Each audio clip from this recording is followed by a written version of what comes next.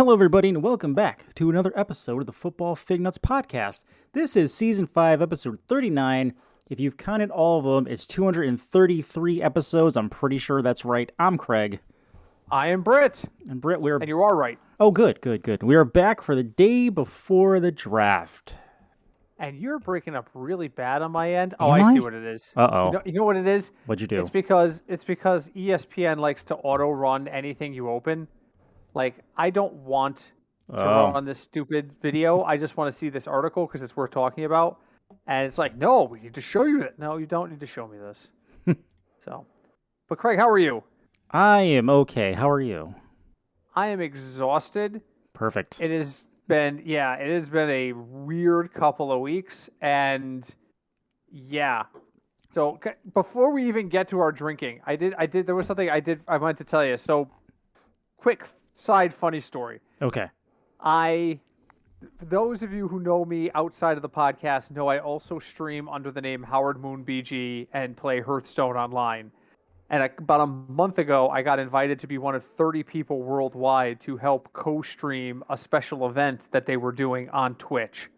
Well, I got an email today inviting me to do the second round of this special event and be a broadcaster for it on their co-stream service.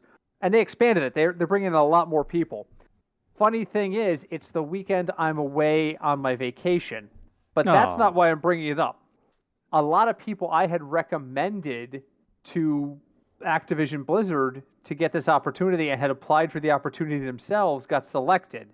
Oh. And they all messaged me today. Were like, I can't wait. This is exciting. I'm glad you told me about it, blah, blah, blah. Then they started to release the details after they sent out the invites. What they kind of left out during the application process was that because the last tournament was on North America time, this one's going to be on Asia Pacific time. Oh, that's fun. Which means the live streams will start at 1 a.m. Eastern Standard Time in the U.S., where most of us are based. Now, one of the people I recommended is actually based in California. Oh, well, that's a little better. It's a little better. That's worse. Is it? They're 3 hours earlier. So 1 a.m. for us is like 11 o'clock the night before for them. That's true. Well, would you rather stream at 11 p.m. or 1 a.m.? Oh, God. You're talking about a start time? Yeah. Oh. Wow. That's kind of a Sophie's choice there. I think you're right. I think I'd rather start at like 10 or 11 o'clock and be off by 1 or 2 than start at 1 or 2 and be off by 5. Then you might as well not even go to bed at that point. Exactly. I mean, you got to bed at like 6 o'clock and get up at midnight to do this 1 a.m. stream. So I just noticed, I'm like, Craig will get a kick out of this. And everybody else is like, well, why the hell did you ask me to do this if you knew it was at 1 a.m.? And I was like, I didn't know it was at 1 a.m. But on the plus side, they've already told me I'm doing the third one, which is on European time, which means it'll only be a 6-hour difference. Oh, there you go. That's not terrible. No, that'd be like 6 a.m. here for a 1 p.m. start there. So it's doable. But I thought you'd get a kick out of that. I was just like, oh my God. But the end of the story is check out our stream. Anyway. But I'm getting way ahead. Craig, what are you drinking tonight? So tonight, since today I was running around and got back like an hour ago and ate dinner, which was a salad, I'm drinking white wine. That's what I'm drinking. Oh, what kind of salad? It was just a regular garden salad with like grilled chicken cutlet. There you go. See, you know, and most of the people who know me well know I have a digestive issue, so I have to have protein. If I don't have protein with a meal, like everybody's like, oh, you want to lose weight? Just eat frickin' salad. There is no protein in salad, you asshole. Unless you add beans, but yes. Unless you had some sort of bean or legume or tofu or meat. Or meat. There is no protein in salad, you asshole. People always, that's like, well, if you weigh so much, because I weigh about 350 pounds. Well, if you weigh so goddamn much, why don't you just diet? Because my stomach isn't regular. That's why I weigh 350 pounds. I don't sit around shoveling bonbons in my mouth all day. I have an irregular digestive system. So people are always like, well, just eat salad. I can't, you flaming ass. But we had salad tonight, and our protein was salmon. Oh, very nice.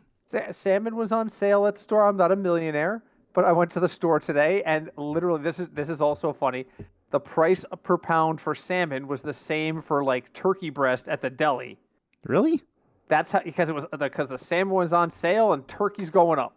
So I said, screw it, I'm gonna get myself a nice piece of salmon, and I did. Now, did you bake it, or did you like make it on the stove? Well, no, we normally bake it or we grill. We had some weird clouds moving through it. Looked like it might rain, so I decided we were going to bake it today. So when I brought it home this afternoon, I chucked it into the fridge for 2 hours in a lemon pepper marinade. Ooh. And it got really, really saturated. I learned today because it discolors. I don't know if you've ever marinated fish before. Mm-hmm. Yeah, it absorbs whatever you're marinating with. Yeah, and if it's something acidic, the acid actually starts to burn the outer layer of the fish. Oh yeah, like ceviche. Yes. So when I took this thing, I left it in there for 3 hours. When I took it out of the container, it looked like I'd been cooking it for like 5 minutes.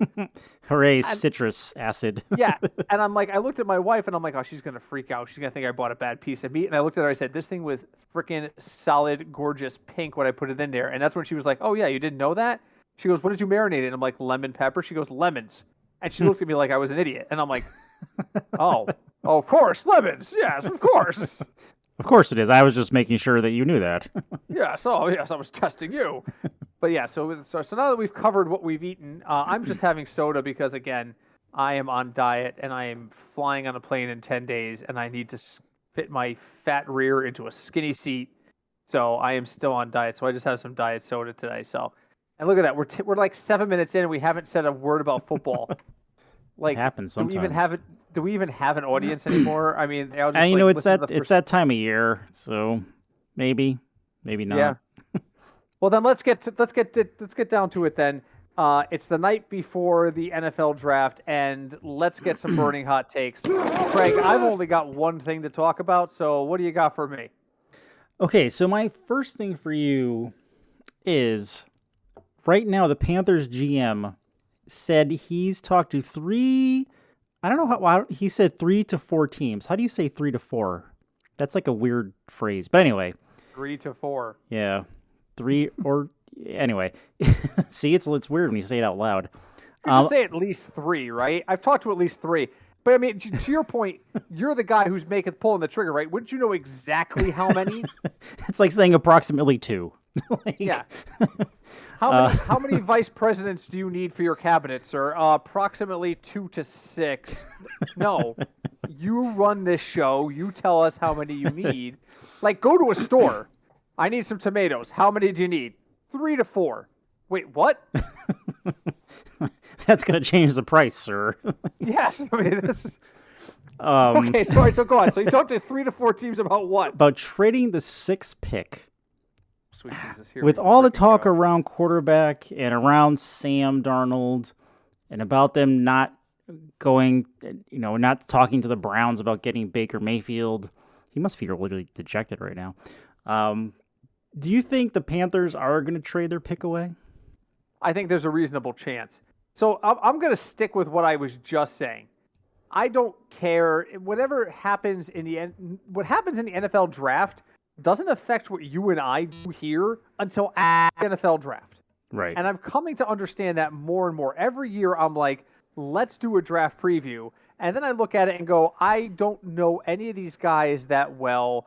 I can't predict this is going to be good for the Cowboys or bad for the Cowboys. It's got to play out. We have to let it play out. And so... ask Mel Kiper. Yeah, it's just that, yeah. Ask Mel Kiper. Who, we all know that clip. He criticized the Colts, and a year later they drafted Peyton Manning. So they got the foundation in before they got the quarterback. That's all they did. I think they could because the owner went out today and, or at least the article is dated today, and said that he still believes in Sam Darnold. Here's the quote. I just want to say one thing. I do think we have a very good quarterback in Sam Darnold. Just as an aside, that wasn't your question, but I'll just say that. That was what he said to a reporter today. Huh. So, if they're thinking longer term, then Sam Darnold is young enough. I don't think he's the answer, but I think he can get you 2 or 3 years while you build a foundation, like the Colts used Jim Harbaugh for. Year that they passed on Trent Dilfer, they had Jim Harbaugh, and they kept Jim Harbaugh, and that's what set off Mel Kiper, was that a franchise quarterback was passed up. There was a better franchise quarterback staring them in the face. As a matter of fact, if you remember, there were 2 that year. Because what's his name? Ryan Leaf was in the draft with Peyton Manning as well. Oh, yeah, that's right. They made the conscious decision, we are going to stick with Jim Harbaugh in the short term to build the pieces in our draft so that we can go out and get a franchise quarterback next year, because we know we're only going to win 1 or 2 games again this year. And looking down the road, I would find it hard to believe their scouts didn't say, well, there are at least 2 really good guys that are coming out next year, so we can do this. Now, they made the right decision. Manning was the right call over Leaf. Yes. But in a coin flip situation, they made the right call. And so is that what Carolina is thinking here? We pick up the pieces this year. We get we have Sam Darnold start for 2022 and 2023. And next year in the 2023 draft, we draft a guy who sits behind Darnold that year. And in 2024, we have our franchise starting in the right direction. Is that what they're thinking? I have no idea. But if that is what they're thinking, then moving down in the draft allows them to build capital, because they're not going to move down in the draft just to be neighborly. They're going to look for compensation. And when you're talking about draft compensation, 90% of the time, it's other draft picks. Yeah. So and they have the 6th pick, so it's a high pick. So a valuable pick. It's a very valuable pick. So yeah, I just moved in my chair. Can you still hear me? I can hear you. Okay, I just moved in my chair and my microphone whined for a second, so I just want to make sure I'm still here. Because last week that happened, where all of a sudden I wasn't here anymore. So yeah, all right. So what do you think? What do you think the odds are they're going to trade this pick? I'm kind of 50-50 on it. I think that if someone if someone comes up with like a really good offer they can't refuse, that's it. They'll take it. If they keep it, there's, there as a quarterback they could draft, but is he a franchise quarterback? I honestly don't know. I don't think there's better defensive options that high. Yes. So they would probably go with one of them first, I would think, or I would if I was a GM, but I would say it's 50-50. And if somehow the Cowboys wind up getting that pick, I won't be shocked. and here's the thing too. We're talking about what the Panthers want to do. The other side of any equation in a trade is you have to have a partner. Right. Someone has to be willing to pay them a price that they're willing to accept. And if the Panthers are truly in a 2-year rebuild kind of motif, then their price tag, that 6th pick, is going to be high. Or at least higher than it might not otherwise. Now, the other thing is, again, there's all these factors to consider. What are the Panthers looking to do? Who's willing to pay their price? But what is available at that pick? So I think if they move that pick, it happens right before they take it. I don't think you see this. I don't think you see this pick move in the next 12 hours. I think the first 3 or 4 picks are off the board, and then a deal happens. And don't be shocked if a deal happens while they're on the clock, because there's a team out there who I'm sure has said to them, if X is available, here's what I'll pay. And the Panthers have said, well, call me if X is available and we'll talk. And they're considering that offer. I guarantee it. Yeah, no, I can definitely see that happening. So we have to. It's a lot of it's wait and see. All right, for you, I have been so busy work and life wise that I haven't had, and it's off season, so I haven't really focused a lot on this until after the draft. But there was a piece of news that came through the wire today that was kind of interesting, and that is Melvin Gordon is returning to the Denver Broncos. Last night, Melvin Gordon agreed to a 1-year deal to return to the Broncos and a package that includes a bunch of performance incentives. Craig, does this change anything for you? With the Broncos, you mean, or with Melvin Gordon? Both. I mean, maybe a little, but I don't know. I feel like Melvin Gordon's in the twilight of his career. Mm-hmm. So Would I pick him up in a draft? If he's there in the later rounds, yes, because Denver running backs always kind of tend to have good years. But Melvin Gordon, like I said, he's older for a running back. Not that he's old, but for a running back, he is. He And is. he I just had it. and he is banged up. So He's 29, which is borderline senior citizen for running backs. 30's always been that magic number, but you're right. With the injuries, he's physically older than that, I think. But yeah, so here's the thing. This is Javonte Williams insurance, right? Because Javonte Williams showed signs of greatness, but he's still a second year back. And they brought Russell Wilson in, and Russell Wilson didn't come over here to be part of a rebuild. that is true. I think that was a part of the reason why he came back to Denver. What, Gordon? Yeah. Oh, yeah. Oh, no question. Because you know who he bumped from the 2 spot to the 3 spot? Mike Boone. So Really? it's not like it's a big name that he pushed down. Mike Boone is the person who gets knocked back. So now you've got Javonte Williams starting, but Melvin Gordon and let's just be honest here. Veteran quarterbacks like veteran guys. Russell Wilson liked playing with Marshawn Lynch. He did. They like guys, particularly in the backfield, that they feel like they can rely on to just do what they're supposed to do. And I think that's a huge part of why this deal happened. That, and I don't think anybody wanted Melvin Gordon. I think Melvin Gordon went out there and stood in the town square and said, "All right, I'm a free agent. Who needs me?" And there wasn't a whole lot of phone ringing. Anybody at all. Somebody. Going for free. You can literally take it. I will pay you to let me play. I just don't think there was a lot. I don't think there was as much interest in him as he thought there would be. And I think a lot of that is due to what you said with the age and the mileage, really. So, all right, what else? You got anything else for me? So my other question to you is about the Falcons, the team in rebuild. Yes. Arthur Smith said that Cordell Patterson will move around a lot. I'll say this again for the 4th time. Move around a lot at a lot of spots. Why do people? It's a lot of words. Anyway, do you think we're going back to the era of Cordell Stewart? And some people may or may not remember him. Of where you have a player who's pretty much everywhere on the field. I don't think so. Like with people with players like Deebo Samuel, for example, are we going back to that kind of like, I don't want to say Iron Man because they're not playing defense, but the guy that you're going to put everywhere to try to confuse people and do like gimmicky things? Swiss Army knife players. Yes. I don't think we're moving back to that era, but I do think there's a handful of guys in the league right now, and you named 2 of them right away, which was Samuel and Patterson, that are so talented that they can be switch-up guys, and they can give you that kind of different look.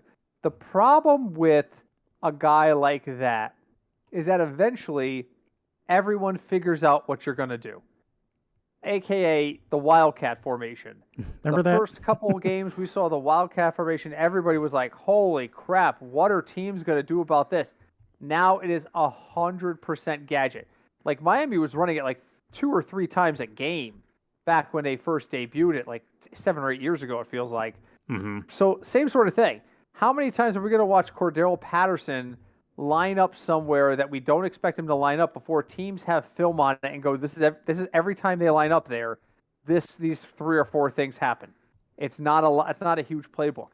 That is part of what makes the Kansas City Chiefs a little bit more deadly, in my opinion, on offense, is they have that one package where I don't even remember what it's called off the top of my head. I'm drawing a blank on that. What's that package? But it's basically Mahomes takes the ball, takes 2 steps back. The running back runs across the front of him from left to right. And at that point, 17 different plays exist. Sometimes the running back leaves with it. Sometimes Mahomes drops back to pass. Sometimes Mahomes runs with the ball. And each of those scenarios have about 20 plays associated with it. The reason that's been successful is because they do different things with the same package. And there's 3 different play sets that work out of that package. How many different play sets are they going to brew where Cordero Patterson starts in the backfield and runs out to be a wideout or vice versa. Right. Yes, it's fantastic that they're going to utilize him that way. I think it's a smart move. Does it change the equation for me? Absolutely not. Deebo Samuel ran the ball, like 15 or 20 times this year and had great success with it? Breaking news, almost every one of them was an end round reverse. And sometimes it was a fake. But if Deebo Samuel starts running backwards towards the quarterback as he drops back, it is one of two things. It is three things. It's an end round, it's a fake, or it's a double end round where he takes the ball and then flips it to the other wide receiver. It's those three plays every time. So I don't think this really is gadgety stuff. It's gadgety. It's never going to be the focus of an offense. The Kansas City offense kind of focuses around that package, which I cannot remember the goddamn name of. But it's, I don't think so. I think it's good that they're going to use him, but I know. I put in Kansas City most used package, and I get Kansas City convention packages from tourism. There you go. I mean, I could see it executing in my head. I can't even remember. I just remember it's a simple package that's. All right, anyway, go on. But what do you think? Do you think this? I mean, they don't even have a quarterback. Well, there's that. Yeah. Here's the thing. I think the NFL is a very copycat kind of league.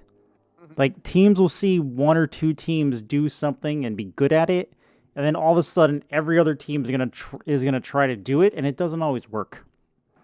Mm-hmm. Like, I remember way back when the Bengals and Sam Weiss started doing the no huddle, and everyone their no huddle offense, and everyone lost their freaking mind. Mm-hmm. Like, they can't do that. What are you doing? What are they doing? They're just lining up, and then everyone does it now. Yes. So, yeah, sometimes that stuff becomes very, very, very, very formulaic. I just completely lost my train of thought. That's because you're trying to think of that play. I am. I'm actually looking at a list of plays that they run, and I'm not finding I know it'll jump off the screen at me when I see it. There's a specific formation they run out of it, but anyway.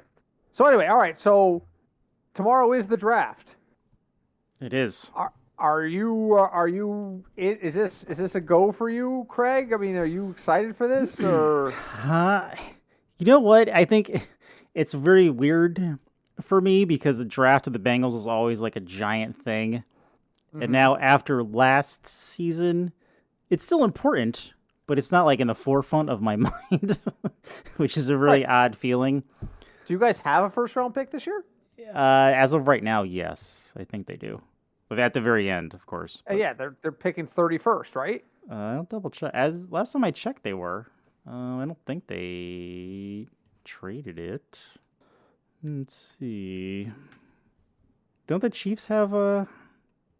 Did they have their pick? Or did they trade their pick? Uh-oh.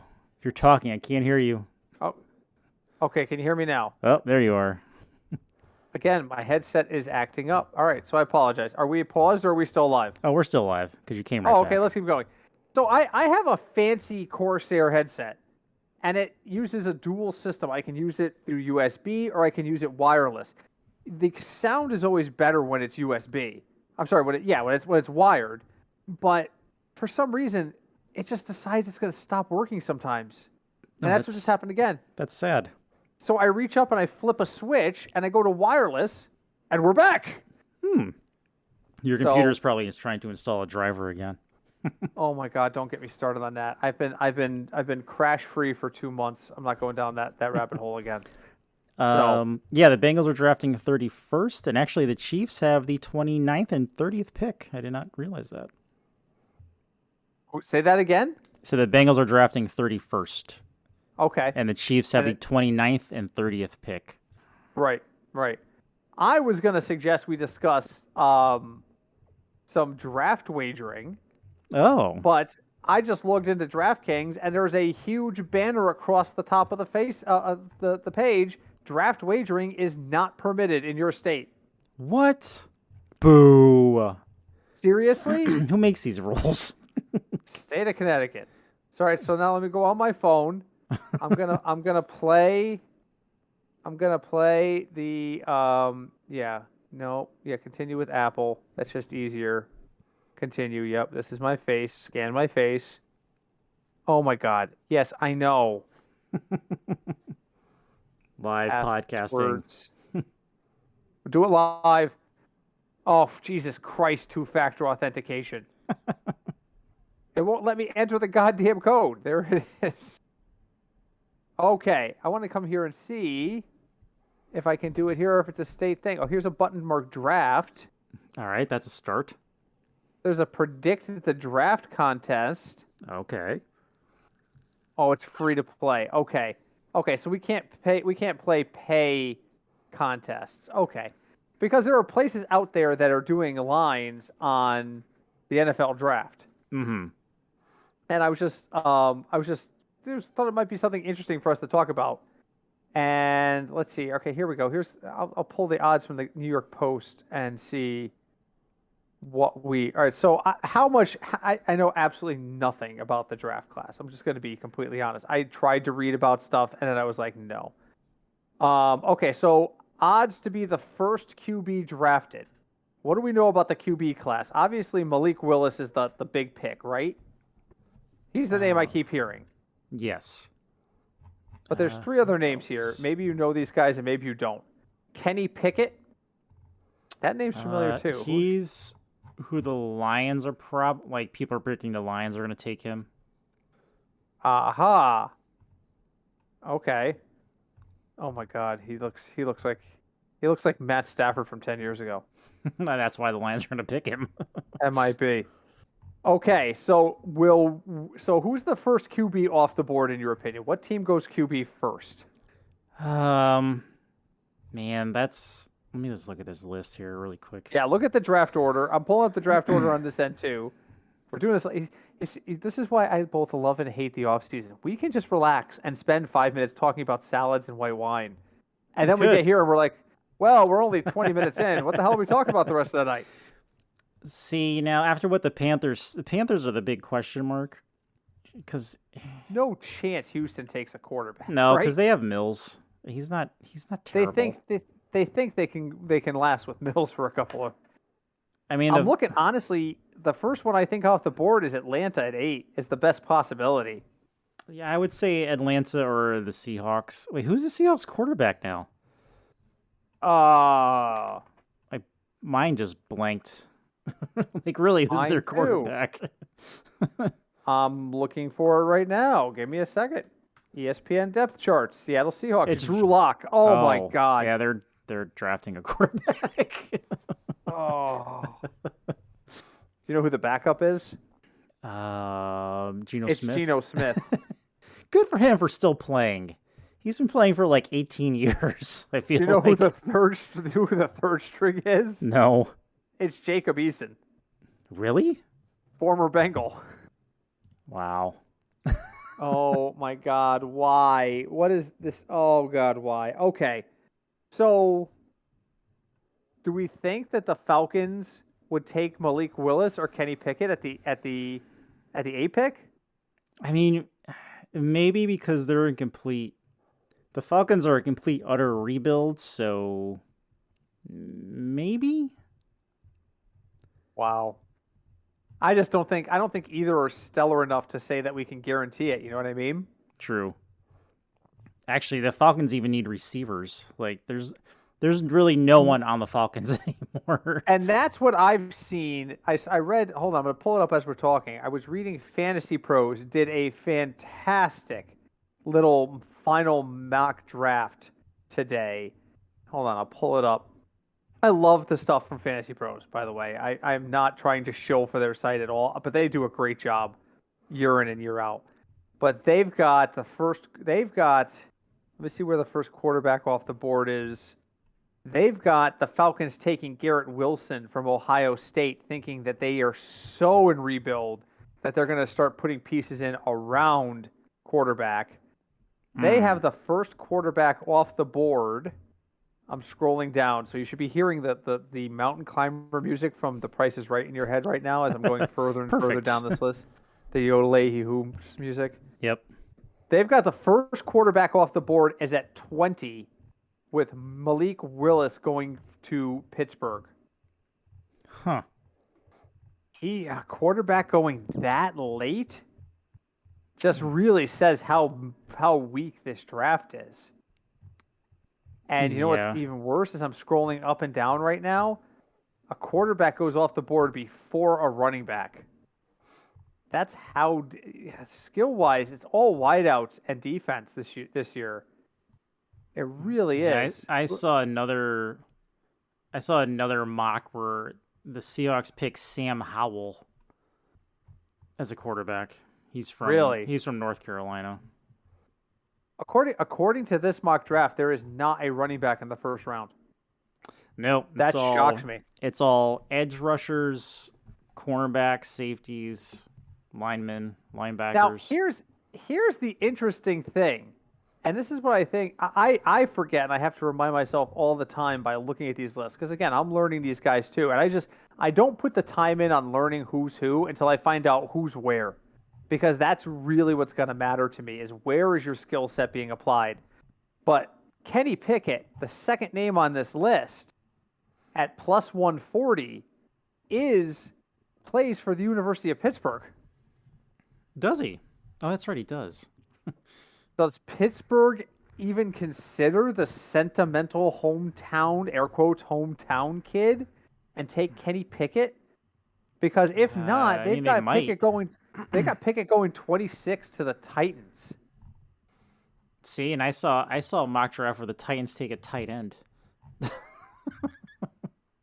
See, I think. All right, so here's it. Honestly, if I was putting any money on any of these, I would be putting my money on Kenny Pickett to be the first guy off the board from quarterbacks. He's plus 140. We know that Carolina has been looking at him, right? We think Carolina's probably not going to take him, but we know Carolina's been looking. And let's be honest, the Lions do need another quarterback. Yeah. Because Jared Goff is the worst placeholder. Since ruined Jared Goff's career. So He did. This is completely on cinch.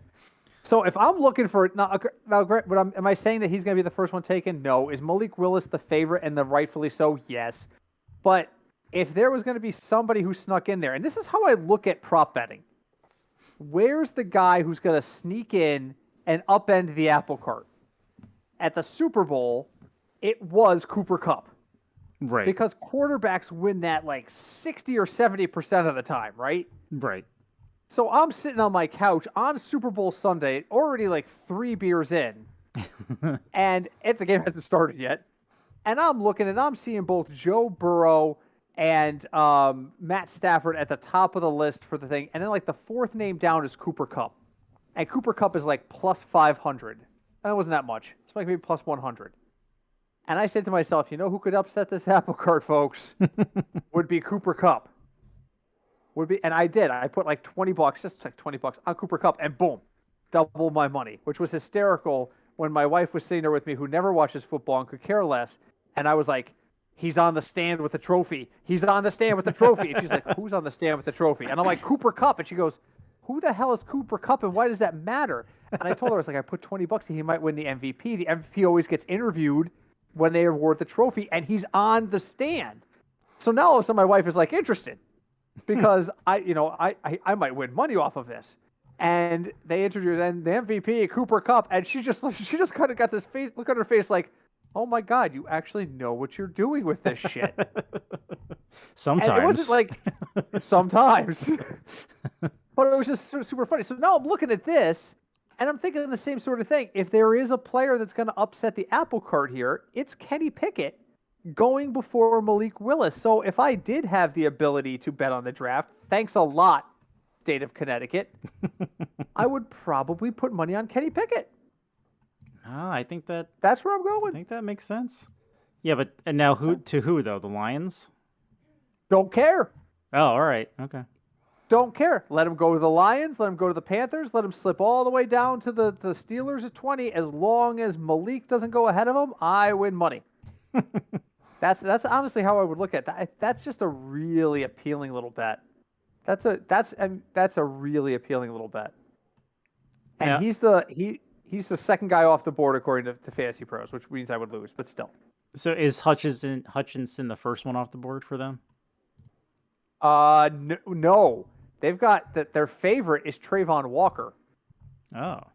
They've got Trayvon Walker at minus, hold on, I just went away from it, minus 225, which begs the question, who is Trayvon Walker? Trayvon Walker is the edge rusher from Georgia. That's right. And Fantasy Pros has him going at number 1 overall. Oh, see, I saw the Jets taking him. So you have Aiden Hutchinson as potentially going number 1? To the Jaguars, yeah. That's a plus 200 bet. Oh. So there's Craig's there's Craig's moneymaker is if Aiden Hutchinson goes 1 overall. Would you put money on it at plus 200? I would, because Jacksonville needs a lot of things, and defense is one of those things. So yes. But I mean, they're both edge rushers. So, and this is what Fantasy Pro is talking about. They say Aiden Hutchinson might have the higher floor, but Trayvon Walker probably has the higher ceiling. So I guess it depends on how you look at it, but that's kind of a big gap, isn't it? Minus 225 versus plus 200. That is.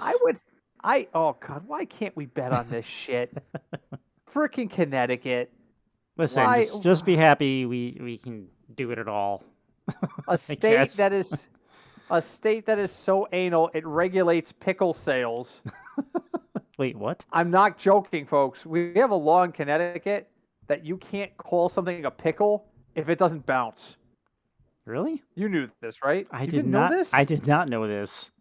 Like in the 1800s, they passed some sort of law that if a pickle doesn't bounce, it can't be considered a pickle. And I have no clue why, but the state of Connecticut continues to have this law on the books that call something a pickle, you can be called on to make it bounce. And if you can't make it bounce, you can't legally sell it as a pickle. You have to sell it as a cucumber. I'm going to go open a jar of pickles and see if it bounces. And I did go online. Anybody listening to this, go ahead and fact check me. Go on Google and search Connecticut pickle law. I guarantee you will find it. I don't have it open. I'll open it right now. Hold on. Connecticut pickle law. In Connecticut, it appears over the years, one off-health violation of Sydney Sparrow has spouted a law of lore in Connecticut. A pickle must rebound if dropped to officially be considered a true pickle. Oh my God. Oh, okay. Wait a minute. Did we repeal it? There are now historians saying that it's all folklore, that we never had this law. But I've seen this before. I'm reading through this article as we do this. Some states did have pickle laws, and it is potential that Connecticut was one of them. Ah, okay. But there's people that can't find any verification of it, so they're presuming it's false. Like, there's also a rumor out there, and I don't know, somebody who's in Wisconsin, email me or text me. There's a rumor out there that it's illegal to serve apple pie in Wisconsin without offering cheddar cheese on the menu. That sounds. Oh, wait a minute. Here it is. Oh, here it is, because it's in the same article. A law was effective in Wisconsin between 1935 and 1937 that required the pastry to arrive with cheese and butter. Butter. Wisconsin once had a law that said to serve apple pie at a restaurant, you had to give them cheese and butter. I wonder. Oh my God, I'm so those off. things, those weird laws, is like, where did it even something had to happen for it to exist? And that's it. That's it. I mean, and I think about that stupid stuff all the time. Like I've told Craig this before. I want you all to think about the object we all consume every day, coffee. That some jackass out there burnt his coffee beans, ground them up, and then ran hot water over them, and then looked at the black liquid that came out the other end and said, "I'm going to drink that." Pretty much. It's like eating a lobster. Yes. Yes, years ago, lobster was considered a poor man's meal. That's true. That's true. You would Okay. offend George Washington if you handed him a lobster. Yes. Yes. Okay. See, I'm seeing conflicting. See, I see articles here from the Connecticut State Library entitled "The Myth of the Pickle Law." I see an article from NBC Connecticut that say farmers are trying to repeal the pickle law. Here's history.com has an article. These are some of the craziest laws. Okay, so we will get to the bottom of the great pickle debate at some point in the not too distant future. But yeah, I know we're just kind of rambling tonight, guys. Next week we are going to be able to talk so much about the results of the draft. But this week, just the speculation. There's so many other people speculating where this guy's going to go and where that guy's going to go. And in a draft where there isn't a whole bunch of fantasy skill positions, I just don't want to waste time talking about where this. It's going to be much more interesting and much more impactful when we find out where he's going versus where he might go. Right. Then we'll kind of have an idea of what teams are doing or planning. Exactly. And then I think we're going to see a second surge in free agency after this draft, which I predict every year, and usually I'm wrong. But I think we saw all that crazy free agency action at the front of the year. And I think we are going to start to see it on the end, because I think there are people who are passed on being involved in the free agent market, like Denver letting Melvin Gordon just sit out there until they got their draft plan in order. And, Denver obviously looked around and said, we're not getting a running back this year. We probably should just re-sign Melvin Gordon for a year. Right. So I think there's a lot of that going on. So we'll see that happen. Well, but you know what? Deshaun Jackson said he's thinking about retiring if he doesn't find a team with the right fit. Go ahead. You're like the least impactful wide receiver of the last decade. I'm sorry. Deshaun Jackson doesn't move the meter for me at all. No. I mean, I'm actually downgrade a team if he signs somewhere. I'm not a big Deshaun Jackson guy. He's played for 14 seasons. Yes. Wow, I did not realize he was playing that long. I knew it was long, but I didn't realize it was 14. He has dropped passes consistently for 14 years. Good for him. Good for him. He was an Eagle. So that's who drafted him. Yes, that's where he was good with the Eagles, and then he's just over the time. I feel like, and maybe I'm wrong on this. I don't have his stats in front of me. I feel like his drop rate is just going up and up and up. Maybe it's just the eyeball test. That's giving me the wrong impression. maybe the Chiefs need him. No, they don't. Their receivers are. We're gonna draft a wide receiver. I'm convinced of it. We're drafting a wide receiver in the first round. Is that a smart idea for the Chiefs, though? I don't know. No, actually, our top wide receiver drafts, or when we draft wide receiver in the first round, it rarely works out. So no, no. I think the last one we drafted in the first round was Demarcus Robinson, and believe it or not, we drafted a guy 2 rounds later named Tyreek Hill. Yeah, we drafted. Yeah, folks, take that to the bank. Go ahead and Google fact that Demarcus Robinson and Tyreek Hill were in the same draft class. I'm pretty sure it was the two of them, and Robinson was drafted ahead of him. I'm positive of that. Demarcus Robinson. DeMarcus. I'll find it in a second. You know what? There was one other thing I wanted to bring up with you tonight while I look this up. There it is. What draft was he in? He was out of Florida in 2016. 2016 draft. So he went in round 4. Maybe I'm wrong on this. There's somebody that we took a wide receiver before. He was a 2016 draft. He was round 5. We took Demarcus Robinson in round 4, and then we took Tyreek Hill in round 5. Tyreek Hill was a 5th round? He was a 5th round pick. He was pick number 165. I have it in front of me right now. Yep. Huh. Interesting. Yep. So Kansas City doesn't always do the best job drafting wide receivers. So we'll see what happens. Yeah, I only said Jackson to Chiefs because Andy Reid's the one that drafted him in Philly. So. Oh no. There's the connection. No, hard pass. We've already gone that round with LaShawn McCoy. Remember him? I mean, how many more people? Yeah, how many more people that used to play for Andy Reid are we going to bring back? 3 or 4. Now that Byron Pringle's in jail. Yeah. All right. So the last thing I wanted to talk with you about tonight is the National Sports Collectors Convention is coming up. It is. It's going to be in Atlantic City this year, which is only 4 hours from us. Yes. I think we should go. Sure. Have you looked at who's signing? I have not. Okay, get ready because I'm gonna run you some names here, and I'm gonna make this a Craig centric run here. Okay. So All right. we know there's two things you care about more than anything else in terms of your sports, right? Mhm. And that's the Yankees and the Bengals, in my opinion. Am I wrong in Right. saying that? Yeah, no, those would be the top two. Yep. Okay. So I'm going to run down a list of people who are appearing. And now this is in alphabetical order by person. Okay. So, and the question for you is, who's the one autograph you got to get on this list? Now, All keep right. in mind, it's in New Jersey, so you're going to have a fair few New York players. But let me go down this list. I'm scrolling right now. All right, so the first name on my list is Goose Gossage, who's a Okay. Yankees pitcher. Yep. Chuck Knobloch. Chuck. Chuck Knobloch's going to be there. Chris Chambly, Mm-hmm. or Chambliss. Bucky Dent. Oh, all right. Ron Guidry. Hmm. Greg Nettles. I'm skipping that name until the very end because I think that's the answer. Oh God, I've run out of Yankees? That was More Yankees. fast. Oh, Mariano Rivera. Oh. And there is one former Bengal appearing, and his name is Anthony Munoz. Really? Who's the one autograph you're getting on that list? Wow. One? Damn it. Well, the one you have to get.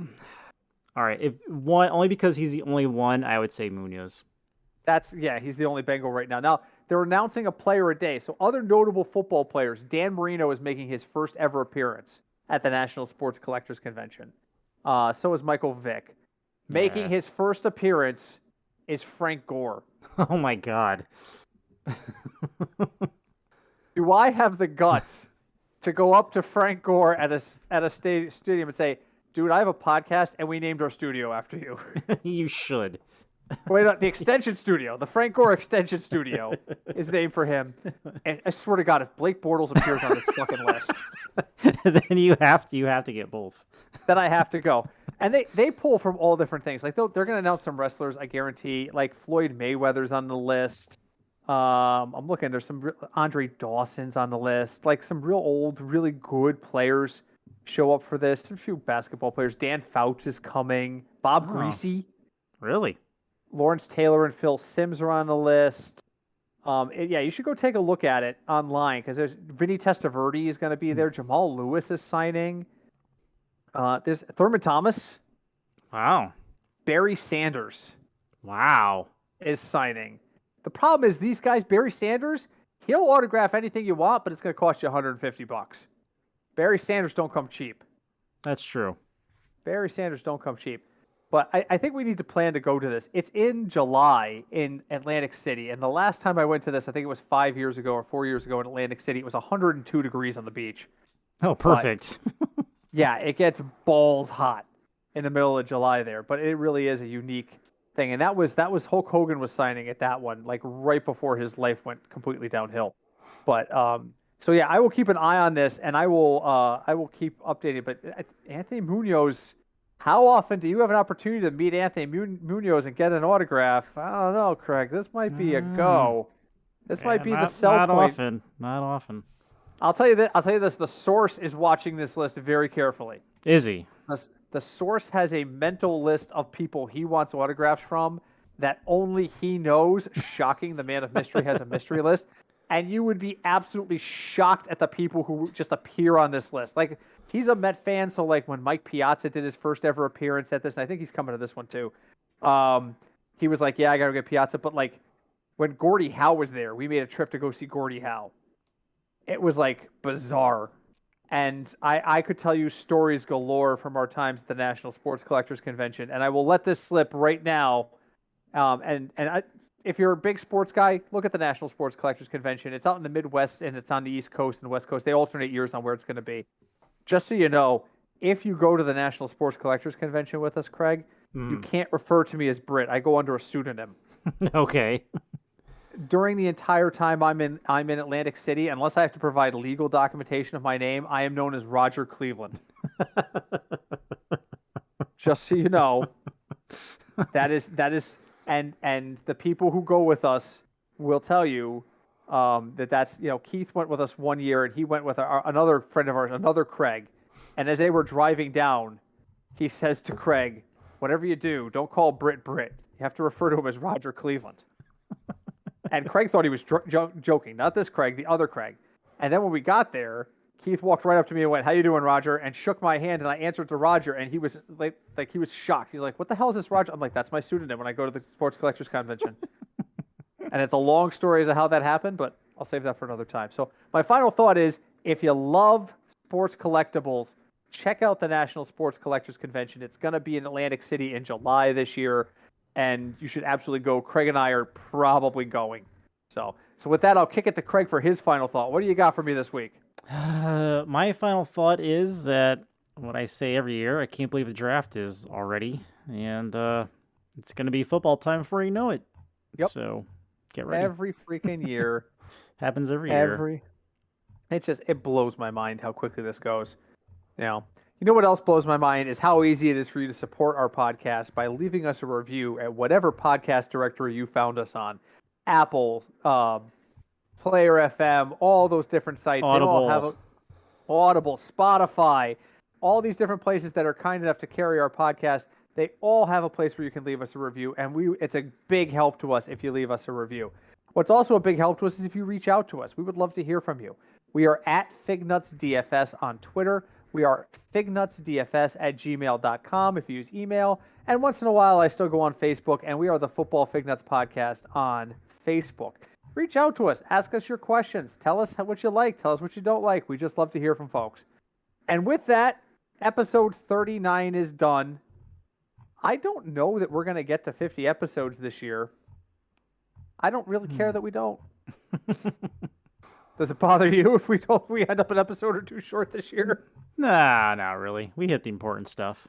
I think we were 6 episodes short last year. We always plan for 50 episodes, and then life intervenes because, believe it or not, this is not what we do for a living. Damn So, yeah, not yet anyway. Someday somebody will want to pay us Someday. for this shit. Someday someone will pay us to be talking heads about football, but and maybe not. Maybe it'll never happen. But either way, we do have like day jobs and lives and stuff, which reminds me, don't forget, I'm here next Wednesday, and then I'm gone. That's right. So episode 40, you're going to have somebody cover for me because I am... Oh, wait, no, that's next week. 41. Episode 41. There you go. Somebody's going to have to sit in the big chair because I am not going to be here. So, all right. But everybody, thank you so much for joining us. As always, a rambling kind of laid-back episode because it's the off season. And honestly, the season really does begin next week. If you think about it, because we're going to get into our dynasty drafts and we're going to get into all the stuff of getting ready for the year, really be able to start putting together predictions and, putting together our lists. So long off season, I guess. Yeah, it was fun while we knew you. It was fun while it lasted, all like 10 days of it.